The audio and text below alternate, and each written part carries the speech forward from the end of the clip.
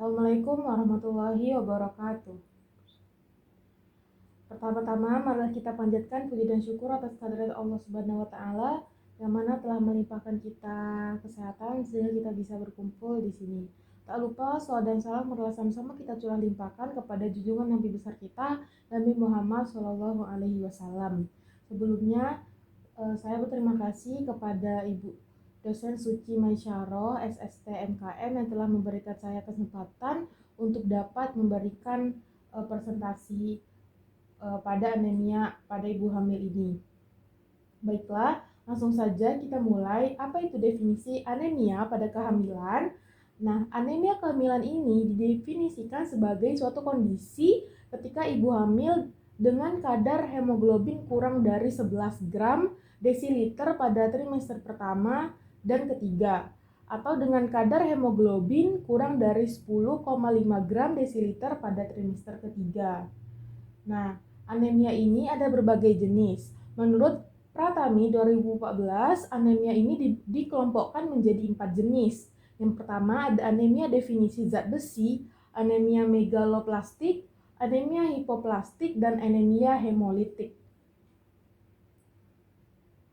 Sebenarnya apa sih penyebab dari anemia kehamilan ini? Menurut Profewati 2011, anemia kehamilan ini disebabkan oleh banyak hal, tetapi 3 mekanisme utama yang menyebabkan anemia ini adalah: pertama, penghancuran sel darah merah yang berlebihan. Kedua, yaitu kehilangan darah dan penurunan produksi sel darah merah. Dapat kita lihat di sini ada 2 gambar darah. Yang sebelah kanan ini merupakan gambar darah apabila sel darah tersebut penderita sel darah pada anemia. Yang sebelah kiri ini merupakan sel darah dengan normal. Apa tanda-tanda dari gejala anemia? Nah, pertama itu cepat lelah, nyerah, nyeri, kepala pusing, sesak napas, pucat pada wajah, tangan, dan juga kaki.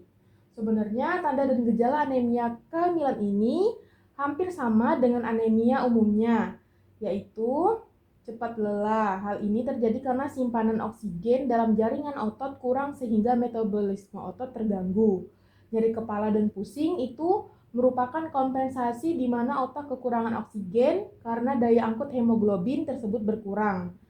Ketiga, kesulitan bernapas. Terkadang sesak napas merupakan gejala di mana tubuh memerlukan lebih banyak lagi oksigen dengan cara kompensasi pernapasan lebih dipercepat.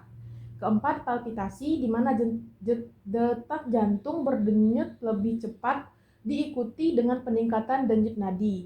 Terakhir yaitu pucat pada muka, telapak tangan, kuku, membran mukosa mulut, dan konjungtiva.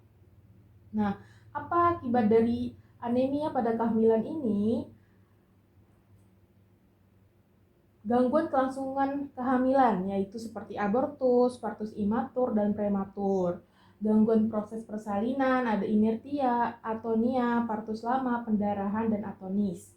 Terus ada juga gangguan pada masa nifas seperti subivolasi rahim, daya tahan terhadap infeksi dan stres, kurang produksi ASI rendah, dan gangguan pada janin seperti abortus, dismaturitas, mikrosomi, BBLR, kematian perinatal.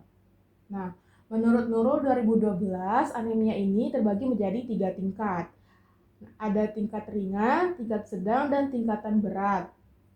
Nah, anemia ringan ini yaitu memiliki kadar hemoglobin antara 9 sampai dengan 10 gram. Anemia sedang pada ibu hamil memiliki kadar hemoglobin antara 7 sampai dengan 8 gram. Dan pada anemia berat memiliki kadar hemoglobin antara kurang dari 7 gram.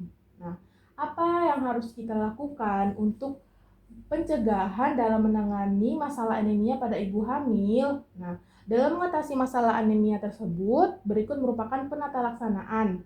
Pertama, yaitu meningkatkan konsumsi zat besi dari makanan. Suplementasi zat besi, mengatur pola diet seimbang berdasarkan piramida makanan, terapi jus jambu biji sebagai peningkatan kadar hemoglobin. Nah, untuk pencegahannya juga dapat dilakukan dengan suplementasi tablet Fe, fortifikasi makanan dengan zat besi, mengubah kebiasaan pola makan dengan menambahkan konsumsi pangan yang memudahkan absorpsi besi seperti menambahkan vitamin C, penurunan kehilangan besi dengan pemberantasan cacing, pengobatan anemia, defisiensi besi, dan membatasi konsumsi bahan makanan yang dapat menghambat absorpsi besi. Terima kasih. Wassalamualaikum warahmatullahi wabarakatuh.